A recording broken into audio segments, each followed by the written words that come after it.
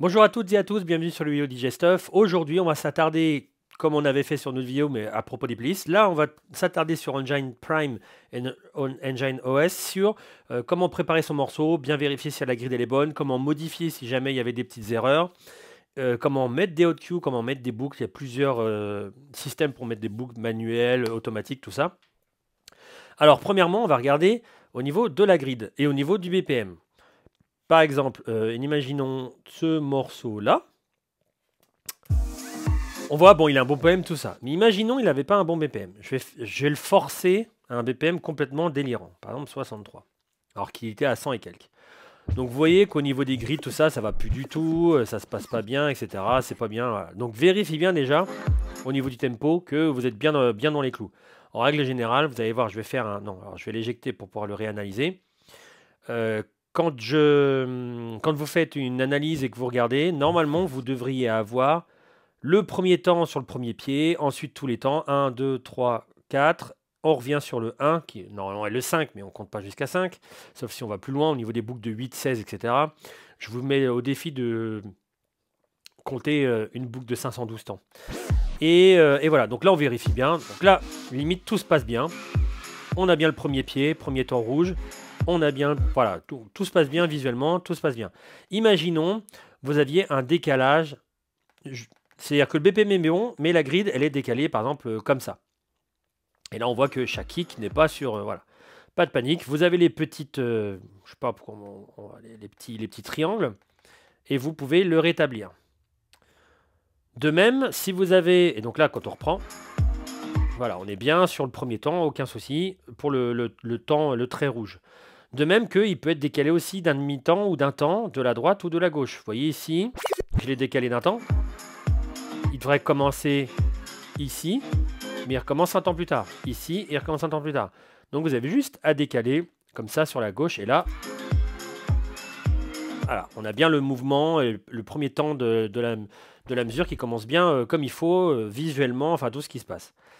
Vous pouvez diminuer, augmenter le BPM ici. Vous pouvez le diviser par 2, le faire x2. Par exemple, on peut avoir 52,5 ou 210. Évidemment, ça va se répliquer sur l'écran. On peut faire du tap tempo s'il avait du mal à calculer, mais ça, c'est assez rare. Et on peut verrouiller. On a aussi un petit ancrage ici qui va vous permettre, à un moment donné, si le morceau a un tempo un peu différent, de faire une rupture. Et donc après, de continuer. Par exemple, vous avez, je sais pas moi, 105 à un certain moment. Tout d'un coup, je sais pas moi, ça fait, ça descend, descend, descend, et puis ça repart à 105. Vous pouvez faire en sorte que là, faire en sorte que le BPM soit bon dans cette partie-là. De même que ça peut arriver quand vous avez de la musique dubstep ou jungle, drum and bass, tout ça, des styles avec de la rythmique un peu complexe. Vous pouvez arriver à avoir dans une même playlist que des morceaux, enfin des morceaux à 80. On va prendre un exemple, à 80 et d'autres à 160. Ça ne veut pas dire que le 80 et le 160 sont mauvais. Ça veut juste dire qu'il a calculé tout, certains à 80, certains à 160.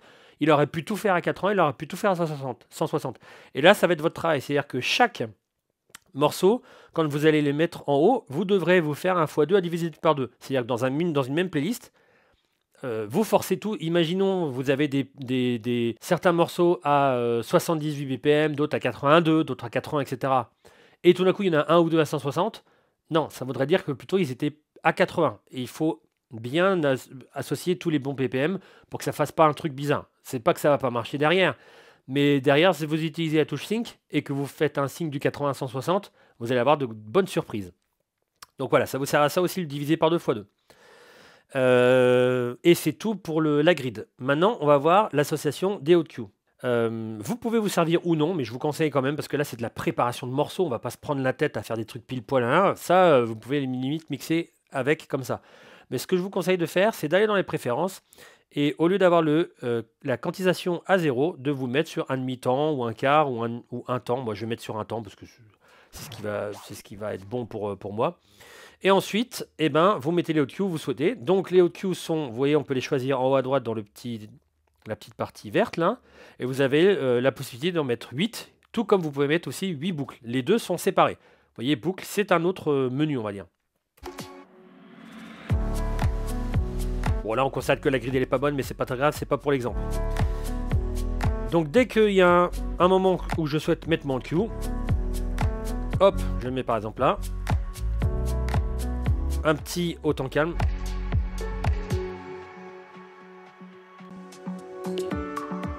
Oh, peut-être une évolution. Hop là. Et quand ça reprend. Etc. Donc vous en avez 8.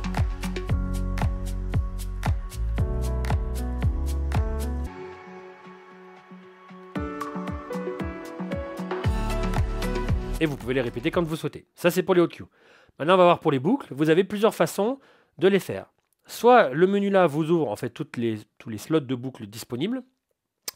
Et vous pouvez aussi ouvrir la partie loop ici, parce qu'il y a des loops manuels, tout ça. Donc on va déjà voir avec les slots directs, vous pouvez les enregistrer, faire le in et le out. Donc vous lisez votre musique et vous faites la boucle qui vous convient. Par contre, avant quand même, parce que là ça me perturbe, je vais quand même mettre les temps comme il faut.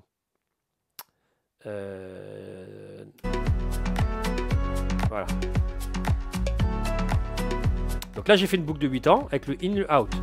Je peux faire plus courte, je peux faire plus longue, comme je le souhaite. De même que quand je l'ai faite avec le in et le out, avec simplement le petit rectangle ici, je peux quand même la diviser par 2 ou la multiplier par 2. Je peux faire aussi de manière manuelle, c'est-à-dire je fais le in, le out avec des boutons ici plutôt que de le faire avec les petits rectangles. Je fais le in et j'appuie ensuite sur la case qui me concerne. Vous me direz c'était un peu plus rapide de le faire directement avec la case, mais bon. Je peux toujours le diviser par 2 ou le multiplier par 2. Par contre, ce qui est bien, c'est qu'avec la partie manuelle, je peux aussi bouger de gauche à droite.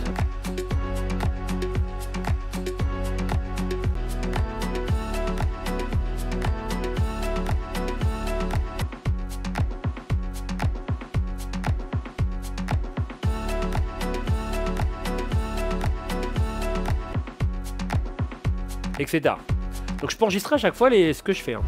Et à la fin, j'ai l'autoboucle où je peux choisir 8 ans, 16 temps, allez, admettons 16 temps. Et quand je le souhaite, je la fais et je l'enregistre. Donc bien entendu, je vais avoir celle-là. Celle-là de 4 temps. Et celle-là de 16 temps. Ce qui est bien aussi dans la partie manuelle de la boucle, c'est que je peux faire des beat jumps. C'est-à-dire que la valeur de la boucle... Ah, faut que je quitte la boucle, pardon. La valeur de la boucle va faire en sorte que je peux me balader dans le morceau. Donc par exemple, si je fais 32 temps...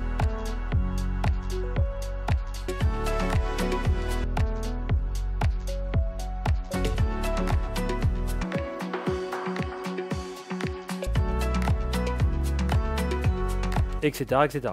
Donc voilà, il y a pas mal de petits menus assez intéressants. Donc manuel au niveau de la boucle ou automatique.